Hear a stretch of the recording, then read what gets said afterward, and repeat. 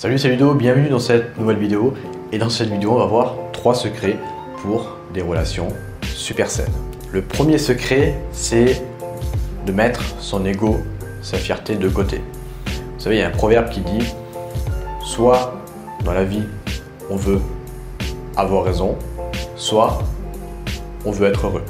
On ne peut pas faire les deux à la fois. Et bien dans une relation, c'est la même chose.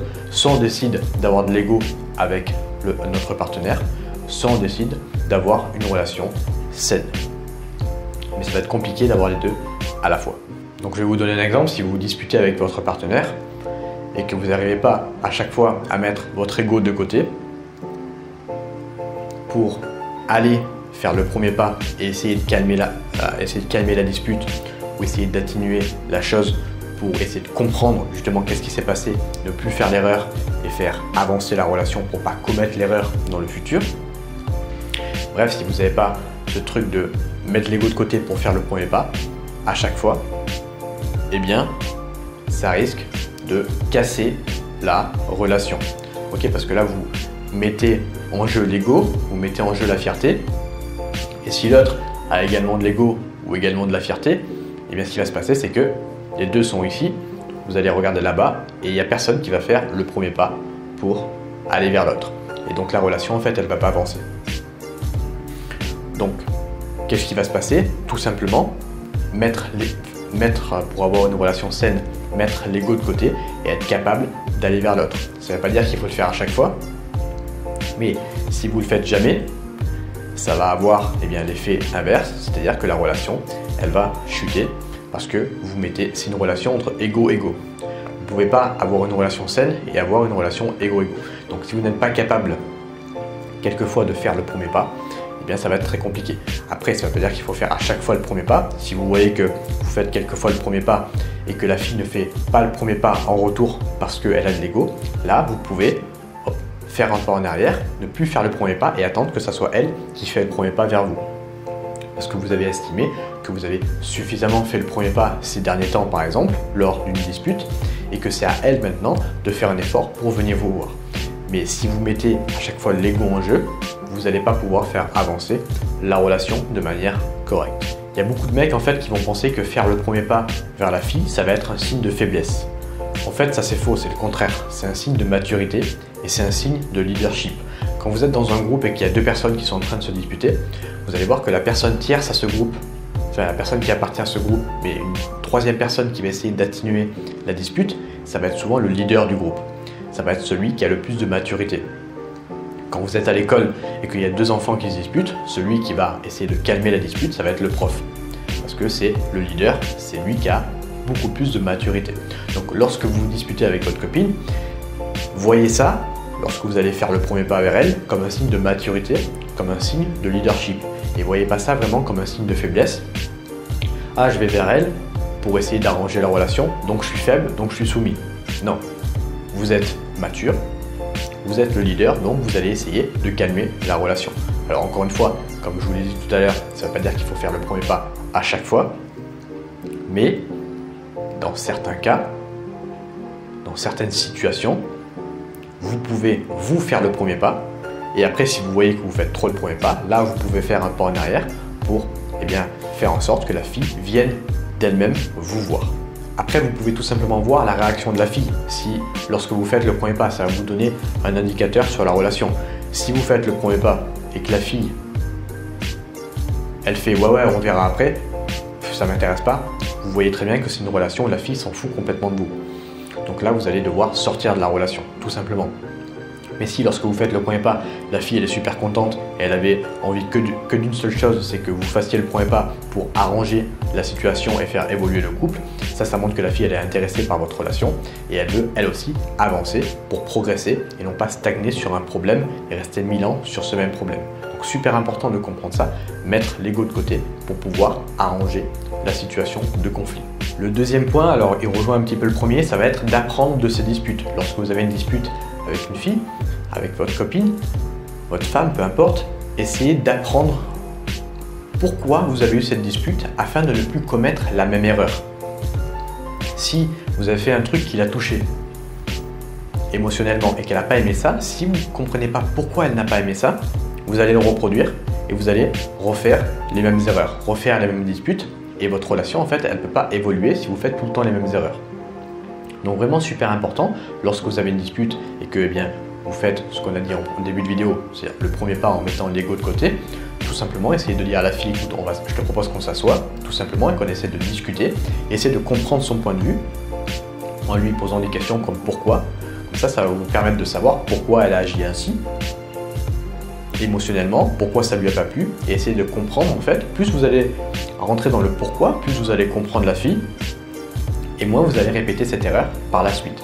Donc super important de faire ça, et essayer de comprendre vraiment le pourquoi de la dispute afin de ne pas recommettre la même erreur par la suite. Parce que si vous êtes dans une relation et que vous faites à chaque fois les mêmes erreurs, la relation au bout d'un moment, elle va descendre. Elle va stagner en premier temps et après elle va descendre.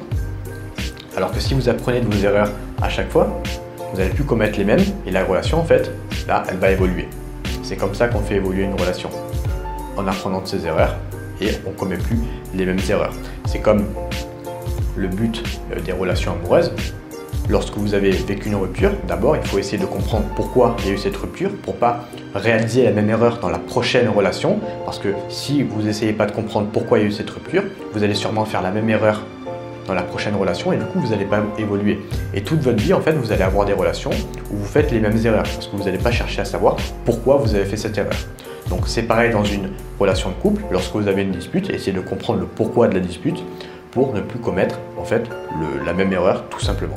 Là encore une fois, quand vous essayez de comprendre pourquoi, le but c'est pas de dire ah toi tu as tort, tu as fait ça, moi ça m'a pas plu, parce que là en fait vous allez repousser tout simplement encore l'autre d'une manière plus violente si vous attaquez directement son ego et si vous lui dites tu as tort, c'est pas bon, tu as fait ça, c'est pas bon, moi ça m'a pas plu. Non, essayez vraiment de comprendre le point de vue et lui dire voilà, lorsque j'ai fait ça, pourquoi ça t'a pas plu.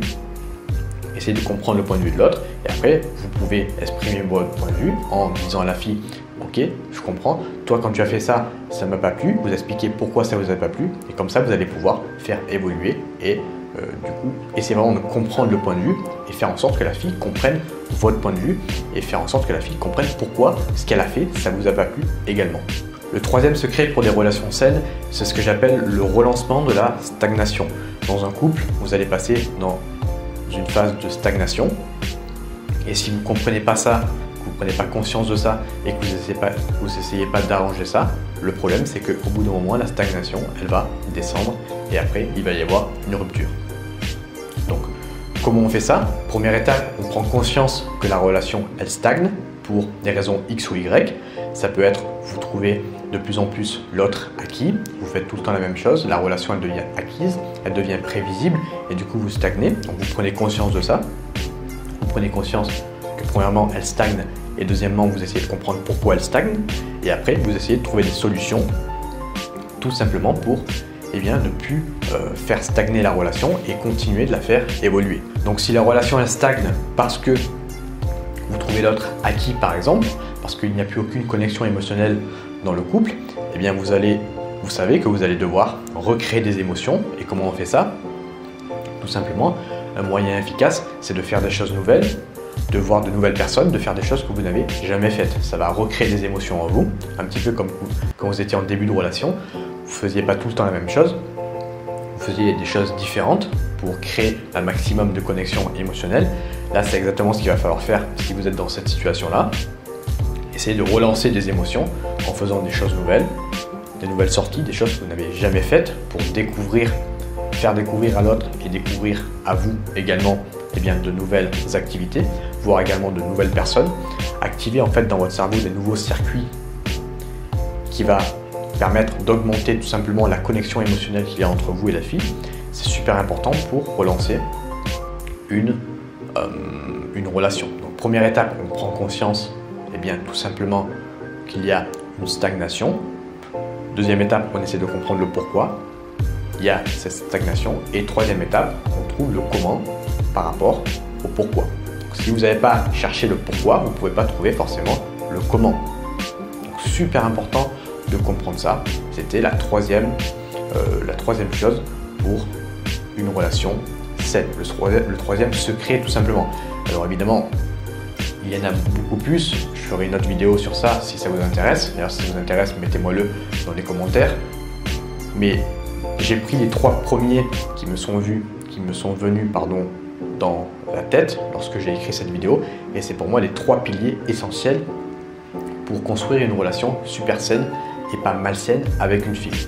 Donc voilà, j'espère que la vidéo elle t'a plu. Si c'est le cas, n'hésite pas à t'abonner à cette chaîne si ce n'est pas déjà fait. N'hésite pas également à regarder dans la description.